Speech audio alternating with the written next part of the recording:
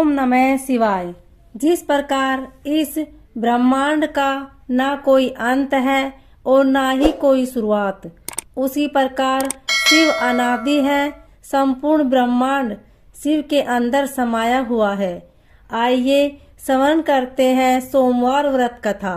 इससे पहले आप हमारे चैनल को सब्सक्राइब करें, बेल आइकन को प्रेस करें ताकि हमारी वीडियो की नोटिफिकेशन सबसे पहले आप तक पहुंचे। वीडियो को लाइक और शेयर जरूर करें।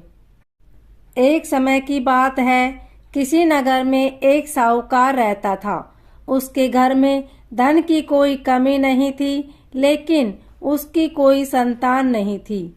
इस कारण वह बहुत दुखी था।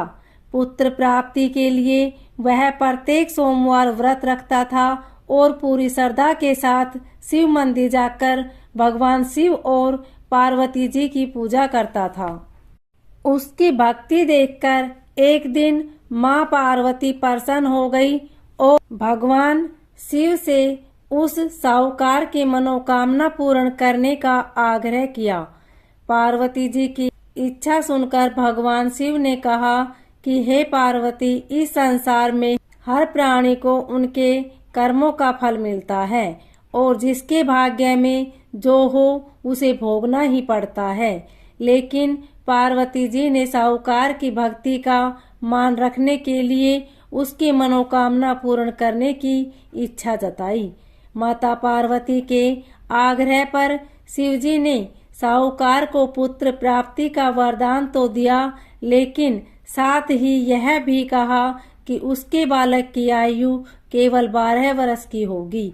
माता पार्वती और भगवान शिव की बातचीत को साहूकार सुन रहा था। उसे न तो इस बात की खुशी थी और न ही दुख। वह पहले की भांति शिवजी की पूजा करता रहा। कुछ समय के बाद साहूकार के घर एक पुत्र का जन्म हुआ। जब वह बालक 11 वर्ष का हुआ तो उसे पढ़ने के लिए काशी भेज दिया गया। साहूकार ने पुत्र के मामा को बुलाकर उसे बहुत सारा धन दिया और कहा कि तुम इस बालक को काशी विद्या प्राप्ति के लिए ले जाओ और मार्ग में यज्ञ कराना। जहाँ भी यज्ञ कराओ वहाँ ब्राह्मणों को भोजन कराते और दक्षिणा देते हुए जाना। दोनों मामा भांजे इसी तरह यज्ञ कराते और ब्राह्मणों को दान दक्षिणा देते काशी की ओर चल पड़े। रात में एक नगर पड़ा जहाँ नगर के राजा की कन्या का विवाह था, लेकिन जिस राजकुमार से उसका विवाह होने वाला था वह एक आंख से काना था। राजकुमार के पिता ने अपने पुत्र के काना होने की बात को छुपाने के लिए एक चाल सोची। साहूकार के पुत्र को देखकर उसके मन में एक विचार आया। उसने सोचा, क्यों न इस लड़के को दूल्हा बनाकर राजकुमारी से विवाह करा दूं। विवाह के बाद इसको धन देकर विदा कर दूंगा और राजकुमारी को अपने नगर ले जाऊंगा। लड़के को दूल्हे के वस्त्र पहनाकर राजकुमारी से विवाह कर दिया गया, लेकिन साहूकार का पुत्र ईमानदार था। उसे यह बात न्याय संगत नहीं लगी। उसने अवसर पाकर राजकुमारी की चुन्नी के पल्ले पर लिखा, तुम्हारा विवाह तो मेरे साथ हुआ है, लेकिन जिस राजकुमार के संग तुम्हें भेजा जाएगा वह एक आंख से काना है। मैं तो काशी पढ़ने जा रहा हूँ। जब राजकुमारी ने चुन्नी पर लिखी बातें पढ़ी तो उसने अपने माता पिता को यह बात बताई।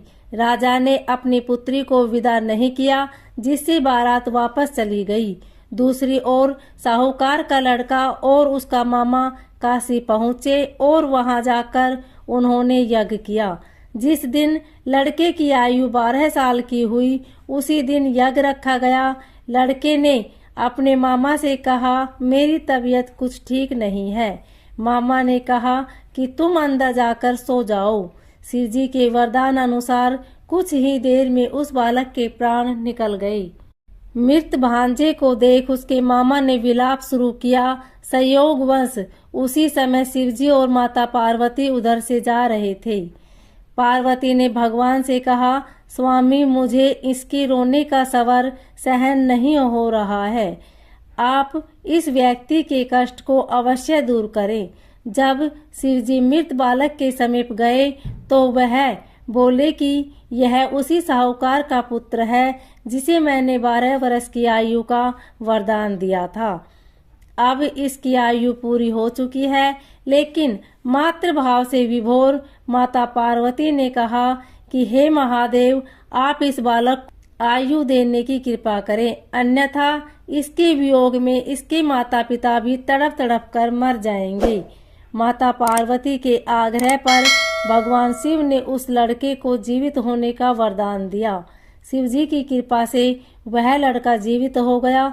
शिक्षा समाप्त करके लड़का मामा के साथ अपने नगर की ओर चल दिया। दोनों चलते हुए उसी नगर में पहुंच जहाँ उसका विवाह हुआ था। उस नगर में भी उन्होंने यज्ञ का आयोजन किया। उस लड़के के ससुर ने उसे पहचान लिया और महल में ले जाकर उसकी खातिरदारी की और अपनी पुत्री को विदा किया। इधर साहूकार और उसकी पत्नी भूखे प्यासे रहकर बेटे की प्रतीक्षा कर रहे थे। उन्होंने प्रण कर रखा था कि यदि उन्हें अपने बेटे की मृत्यु का समाचार मिला तो वह भी प्राण त्याग देंगे, परंतु अपने बेटे के जीवित होने का समाचार पाकर वह बेहद प्रसन्न हुए। उसी रात भगवान शिव ने व्यापारी के सौपन में आकर कहा, हे श्रेष्ठी, मैंने तेरे सोमवार के व्रत करने और व्रत कथा सुनने से प्रसन्न होकर तेरे पुत्र को लंबी आयु प्रदान की है। इसी प्रकार से जो कोई सोमवार व्रत करता है तथा कथा सुनता है और पढ़ता है, उसके सभी दुख दूर होते हैं और समस्त मनोकामनाएं पूर्ण होती है। ओम नमः शिवाय।